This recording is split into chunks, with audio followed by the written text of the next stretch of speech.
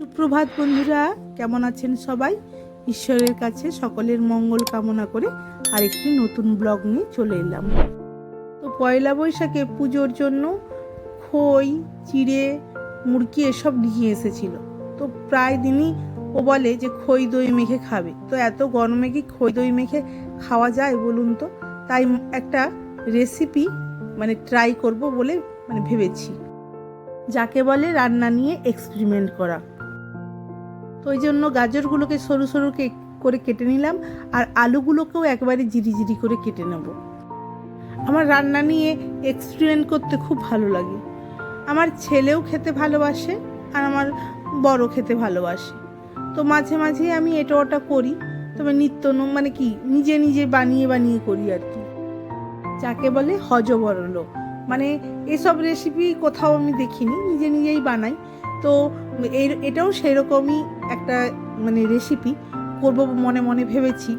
যে দই বলছি, হ্যাঁ দইও থাকবে, দই, খই, চিড়ে, ছাতু এইসব দিয়ে। যে এই গাজর আর এটা কেটে নিয়েছিলাম, তো এইখানে এই যে 1 কাপ চিড়ে দিয়ে দিলাম, দিয়ে একে ভালো করে 3 বার 4 বার 5 বার যতবার যতক্ষণ না ওই নোংরা জলটা বেরোচ্ছে ততক্ষণ ধুয়েই যেতে হবে। আমি কিন্তু রেসিপিটার কোনো নাম জানি না, অতএব আমি সেটার রেসিপিটার নাম আমি বলতে পারবো না। তো এই যে চিড়েটা তো আমি বারবার ধরে ধুয়েছি, ধুয়ে যতক্ষণ না ওই জলটা সাদা হচ্ছে ততক্ষণ ধুয়েই গিয়েছিলাম। এবারে ওই স্ট্রেনারে করে জলটা পুরো ছেঁকে নিলাম। তারপরে এই যে গাজর আর আলুটাকে একটু নুন দিয়ে ইন্ডাকশানে ভাপিয়ে নেব। আমার বাড়িতে গাজর আর আলুই ছিল, ক্যাপসিকাম ছিল না, কিন্তু ওইগুলোও ক্যাপসিকাম দিতে পারেন। আর এই যে সুজিটা আমি এতে বোতলে ঢেলে নিচ্ছি, সুজিও দেব। আমি সুজি, পোস্ত এগুলো সব ফ্রিজেই রাখি। সমরবাবু কালকে নিয়ে এসেছিলো, প্যাকেটটা কেটে ঢালা হয়নি। দিয়ে এবারে ওইখানে চিড়েগুলো দিয়ে দেবো। এইটাকে গ্রাইন্ড করতে হবে। তো চিড়ে দেব, তার সঙ্গে 4 চামচ এটা সুজি দিব। তারপরে দেব ছোলার ছাতু। তো ছোলার ছাতুটা আমার দেওয়ার কারণ, এটা ময়দার যারা ময়দা খেতে পছন্দ করেন না তারা এটা দিয়ে খেতে পারেন। তো আমি ওই ময়দার বদলে ছোলার ছাতুটা দিচ্ছি। আর ওই যে দেখুন মুড়কিগুলো দিয়ে দিলাম। তো কীরকম হজবরল আজকে খাবার, কি জানি বাবা কেমন হবে। তার ওপর দিয়ে দেব ওই মিষ্টি দইটা এনে রেখেছিল, মিষ্টি দই দিয়ে একসঙ্গে সব গ্রাইন্ড করে নেব। তো এই যে গ্রাইন্ড হয়ে গেছে। তো এতে দিয়ে দেব ওই যে যেগুলো গাজর কুচি আর আলু কুচি ছিল ওটা দেব। তো পেঁয়াজও কেটেছিলাম জানেন, কিন্তু পেঁয়াজটা দিইনি, কারণ এটা তো ঠাকুরের প্রসাদ। তো হয়ে গেছে পেঁয়াজটা, ওই জন্য দিইনি। দিয়ে দিলাম একটু গোলমরিচের গুঁড়ো, নুন। মিষ্টি দেবো না, মিষ্টি তো অলরেডি দেওয়া আছে, একটু হলুদ আর জিরের গুঁড়ো, ভাজা জিরের গুঁড়ো এটা আর একটু দিয়ে দিয়েছি কারি পাতা। দিয়ে এইটাকে ভালো করে মিক্সড করে তারপরে একটু লঙ্কা কুচিয়ে, আর ওটা মনে ছিল না, লঙ্কা কুচি আর একটু এই যে গোটা জিরেগুলো বেশ মুখে পড়লে ভালোই লাগবে, ওই জন্য দিয়েছি আর কি।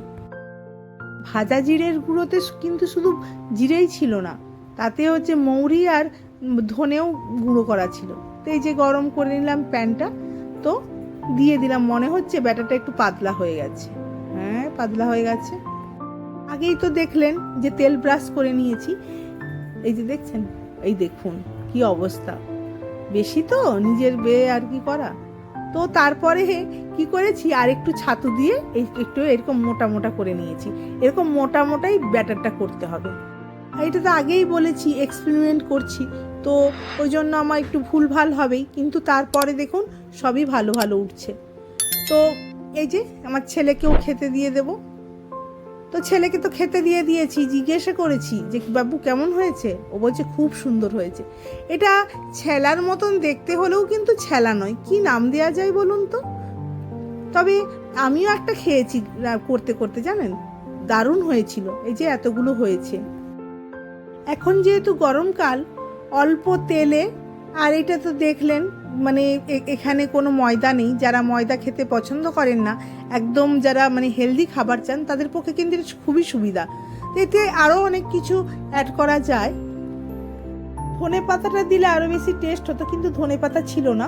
তো এপাশে আমি আলু উচ্ছে একটু হালকা করে ভেজে সর্ষে দিয়ে একটু মাখা মাখা গা মাখা করে নেবো। আজকে আর আপনাদের সঙ্গে দুপুরের খাওয়াটা শেয়ার করবো না। তো এখানে দুপুরের খাওয়ার খেয়ে আমি একটু আইসক্রিম করব।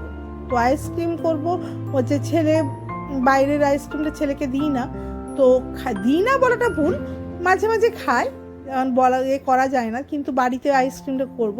তো চিনি দেব না, তার বদলে দিয়েছি তাল মিষ্টিটাকে একটু গুঁড়ো করে দিয়ে দিলাম, আর ওই অরেঞ্জ ক্র্যাশ দিয়ে আর বিট নুন আর গোলমরিচ দিয়ে ভালো করে নেড়ে ওই আইসক্রিমের ট্রেতে দিয়ে দেবো।